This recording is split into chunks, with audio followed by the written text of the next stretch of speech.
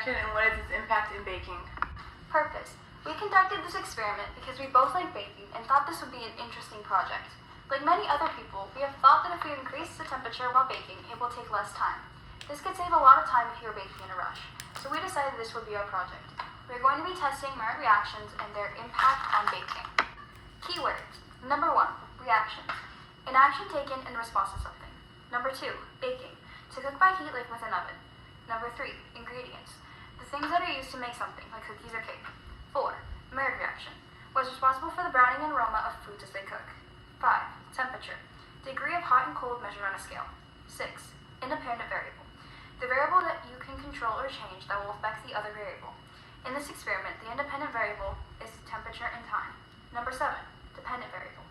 The variable that is affected by the change of the independent variable. In this experiment, that is the Maillard reaction.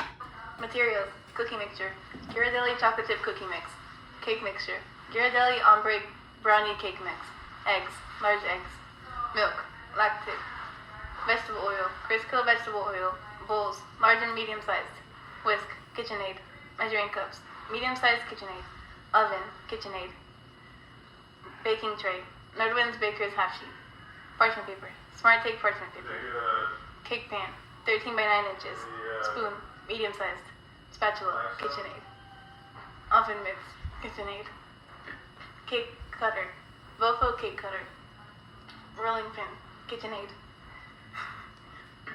plate. Procedure. We will use 2 of the same packs of cookie mixture so we can have consistent ingredients. This mixture will be the Ghirardelli triple chocolate cookie mixture. For the recipe, add 2/3 cup of water, 2/3 cup of vegetable oil, and 1 large egg. Mix all of those ingredients together. Then add the cookie mix in approximately 2½ cups of flour.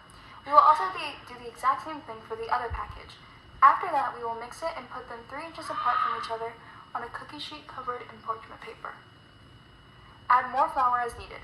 After doing that, we will bake one batch at 350 degrees Fahrenheit for 12 to 14 minutes and the other batch at 400 degrees Fahrenheit for 9 to 11 minutes. Then we will observe if both batches have the same Maillard reaction by comparing the browning on the bottom and the sides of the cookies. We will also check if they are baked all the way through by using a toothpick. We will also taste one of each of the batches to see if they taste the same. All of our results will be recorded on a table. For the cakes, we will also use 2 of the same cake mixtures so we can have consistent ingredients. This process is really similar to the process we did with the cookies. First, we need to carefully and accurately measure 1 cup of water, ½ a cup of vegetable oil, and 3 large eggs. After stirring both mixtures, we need to pour the mixture into a 9-inch round cake pan. One batch will be baked at 350 degrees for 55 to 65 minutes, and the other will be baked for 450 degrees, 49 to 58 minutes. Then we will observe if both batches have the same Maillard reaction by comparing the browning on the bottom and sides of the cakes. We will also check if they are baked all the way through by using a toothpick. We will also taste 1 slice from each of the batches to see if they taste the same. All of our results will be recorded on a table. Results. After the experiment with the cookies, we found that both batches of cookies had different Maillard reactions. The batch of cookies that was baked at 350 degrees for 14 minutes was perfectly browned on the bottom, had a good texture, and was cracked throughout, had melted chocolate chips. It was crunchy but soft, round and risen, and had a lightly brown flat top. The batch of cookies that was baked at 400 degrees for 10 minutes had a decent browning on the bottom. The sides were firm, the top was flattened. It cooked all the way through. It was easy to pull apart. The chocolate chips were not completely melted. It was chewy and soft, and it had a gritty texture. Both batches tasted similar, but you could taste the differences. To make it easier to read, we made a table we also added to the board. After looking at and tasting both cakes baked at 350 and 400 degrees, we found that the cake baked at 350 degrees was perfectly browned all the way through and on the sides. There was also a perfect brown center with a firm, hardened shell on its sides. It tasted really good and it had a chocolatey flavor. It was soft, fluffy, and airy. The cake that was baked at 400 degrees had a really good browning on the top and the sides, as well as the bottom, but it was less noticeable. It was a bit more squishy on the sides, but firm in the rest of it. It had a dense texture, but still tasted yummy. It was also harder to cut into the cake. It was also more crumbly. Conclusion. In conclusion, the Maillard reaction is the browning effect on baked goods, and the changes and impacts of the Maillard reaction are very important and crucial to the goodness and texture of your baked goods. The results further support our hypothesis that yes, the baked goods that we use when baked at higher temperatures do have different Maillard reactions. The one that was baked at an average temperature tasted like normal cookies and cakes that are loved and enjoyed by all. But the cookies and cakes that were baked at the higher than average did still taste good, but had different browning patterns and textures, which was what we set out to prove to be probable. We improve our experiment by baking them at lower and higher temperatures than the normal average baking temperature to really make sure that we record all of the different Maillard reactions that can happen at any kind of temperature for cookies and cakes. We could also diversify the different types of baked goods we experimented on. Like instead of using cookies and cakes, we throw in some croissants, donuts, brownies, and other treats like that.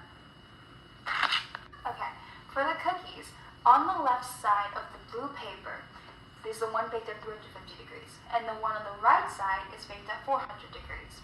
And then in the second image of the blue paper are the two batches baked on side by side on paper plates. The one on the left is 350 degrees, and the one on the right is 400 degrees. These have differences because you can clearly see that when you split them open, they have different types of browning. And on their bottom, there is a little rim on the 400, and for the 350, it doesn't have that. It's baked all the way to the edges, and you can clearly see that. With the plates, you can see how some of them aren't cracked throughout on the 400, and most of them on the 350 are. And they're nice and smooth and look like cookies. For the one on the orange paper, the cake on the left was baked at 350 degrees. The cake in the middle was baked at 450 degrees. And the image on the right shows them side by side, with the top left one being 350 degrees and the bottom right one being baked at 450 degrees. For the 350 degree cake, you can see how there is a little round rim, a light brown, and then on the outside of it is a darker brown, which is their Maillard reaction. And for the 400 one, it doesn't have that. It's baked all the way to the rim, one solid color. And then side by side, you can clearly see the light brown, dark brown rim, and then the one baked all the way. You can also see how the 400 one is a bit more uneven and almost sort of has a bagel topping, while the 350 one is smooth and even all throughout until on all sides of the cake. For the table on the yellow paper, it represents the cookie batches. For cookie batch 1, their temperature they were baked at was 350 degrees. They were baked for approximately 14 minutes. Their texture. It had a good texture. It was crunchy but soft, mixed evenly and cracked on the top. Their browning. It had perfect browning on the bottom and a lightly brown top with some small cracks. Their flavor. It tasted good and had an even and consistent taste.